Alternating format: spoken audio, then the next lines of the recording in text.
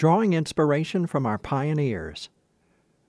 Because our image of the founders of our church is largely shaped by photographs of middle-aged men, we often do not realize how diverse they were in terms of age, gender, and ethnicity. During the formative years of the movement, its leaders were mostly young, in their late teens, 20s, and 30s. At the time of the Great Disappointment of 1844, James White was 23, Ellen White and Annie Smith were 16, John N. Andrews was 15, and Minerva Loughborough not quite 15.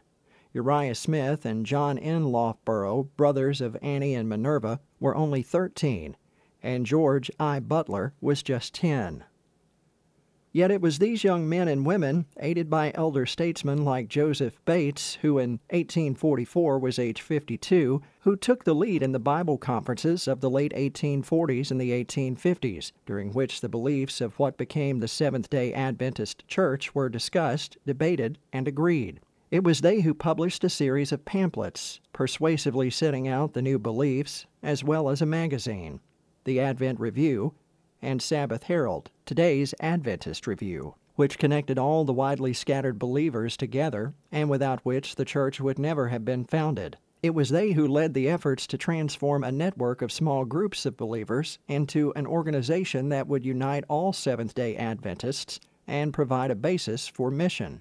Most of the youngsters of the 1850s provided leadership to the church into the 1880s and some into the 20th century. Although only men attended the original General Conference session in 1863, among the first members of the newly created church, women were prominent. In addition to Ellen White, there were Minerva Chapman, a key figure in the early publishing work who later became treasurer of the General Conference, Maud Sisley Boyd, who became a pioneer missionary to Europe, South Africa, and Australia, and Nellie Drouillard, who became a pioneer missionary to Africa and an influential educator and health reformer. Also among those first members of the Seventh-day Adventist Church in 1863 were the Hardys, a prominent African-American family. Today we see pictures of our pioneers in later life, their faces creased by the strain of lives struggling against overwhelming odds. It is easy to forget that they created our church when they were still in their 20s and 30s. Easy, too, to forget that although Adventists did not ordain women to gospel ministry, they accorded women important roles in the leadership.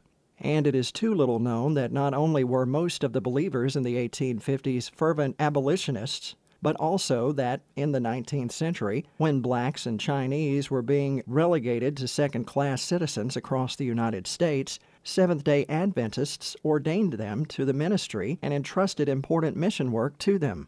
American society of the time did not place much value on youth and marginalized women and ethnic minorities. Further, Seventh-day Adventist doctrines were unpopular among religious scholars.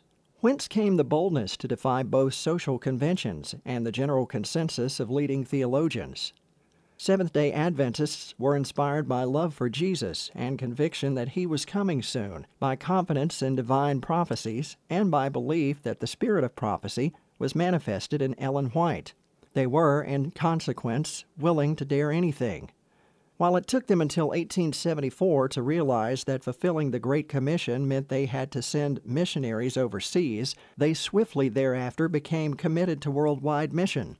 They sought to reform not only theology, but also lifestyle, promoting radical health reforms and prioritizing education. They preached prophetic truths, but also wanted to make men and women whole in the here and now. To this end, during the denomination's first half-century, Adventists worked in big cities and among people of all languages and social classes, inspired by the example of Jesus, who, as Ellen White stressed, quote, mingled as men as one who desired their good. He showed his sympathy for them, ministered to their needs, and won their confidence. Then he bade them, follow me, end quote. Ministry of Healing, page 143. Around 1854, the movement almost falls apart because they can't pay their ministers. You have John Norton Loughborough asking for a loaf of bread, said Adventist historian David Trim. It's got to where he can't even support his family. Deeply discouraged, Loughborough, John Nevins Andrews, and other early workers retreated to Waukon, Iowa in 1856, where they planned to homestead and serve as missionaries. But the rural setting provided few opportunities for witness, and the inclement weather forced Loughborough to take up carpentry instead of farming. Shortly afterward, church co-founders Ellen and James White arrived unexpectedly to check up on the seemingly delinquent workers. Ellen finds Loughborough and 3 times says to him, "What dost thou here, Elijah?" and sort of shames him back to work, Trim said. White was referring to the Old Testament prophet who distrusted God and hid in a cave. But that's the moment when they realize they've got to find a way to support their ministers, and that means every church needs a treasurer, Trim said. The story highlights the balancing act early Adventists faced. They still recoiled at the thought of adopting formal church structure, but it was becoming increasingly clear that zeal alone wasn't enough to effectively spread the gospel message. But just how the church should move forward was a fraught topic. By the late 1840s, the Advent movement consisted of scattered groups loosely connected through periodicals such as the Advent Review and Sabbath Herald, and sporadic Sabbatarian conferences, where believers met to discuss and, more often than not, argue the finer points of doctrine. Quote, "There were hardly 2 agreed," end quote, Ellen White said of the second such conference in 1848. All of this gives you the history of the Seventh-day Adventist from their points of view. Now let's go a little deeper. We have seen an intimate look at its founder. Now let's go over the workings of the church. J.N. Loughborough, who had seen White experience her visions 50 times since 1852, and her husband, James White, listed several physical characteristics that marked the visions. Quote, "In passing into vision, she gives 3 erupting shouts of glory," end quote, which echo and re-echo. The second, and especially the third, fainter but more thrilling than the first, the voice resembling that of one quite a distance from you and just going out of hearing.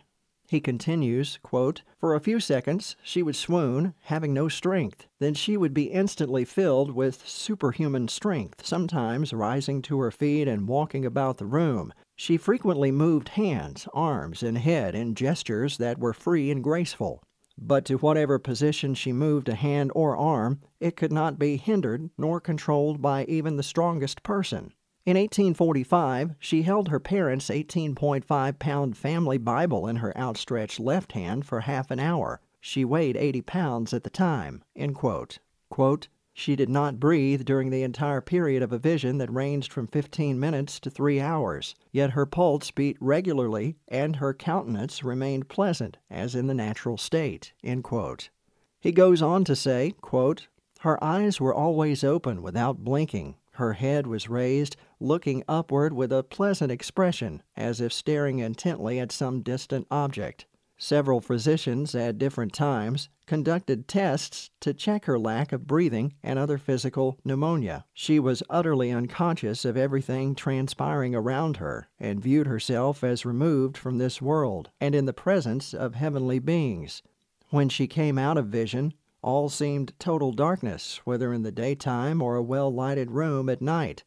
She would exclaim with a long-drawn sigh as she took her first natural breath, 'D-A-R-K.' She was then limp and strengthless," end quote.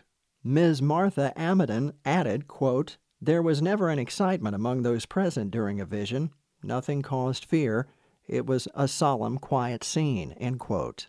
Ellen White wrote about almost all Christian life, from diet, health, to recreation and marriage. Most of her writings were done at her home in California. She often claimed that an angel stood by her bed as she would write. She also believed that the 3 angels spoken about from the book of Revelations carried 3 distinct messages. 1. The investigative judgment. 2. The Saturday Sabbath. 3. The Sunday worship being the mark of the beast.